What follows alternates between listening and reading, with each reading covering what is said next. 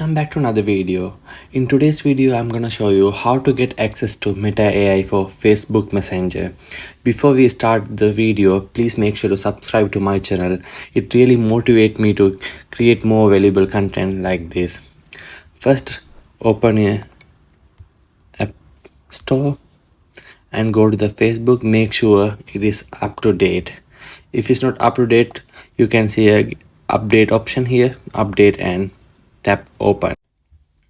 Once you launch the Facebook app, go to your Messenger, that's on your right side top corner, and open up one chat and type at Meta AI.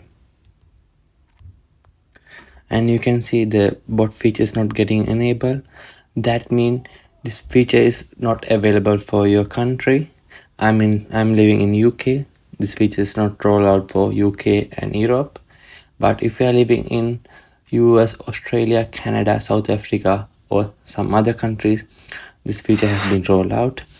And if you are not available, so you have to do the waiting game. Once you're available, you can use the Meta AI.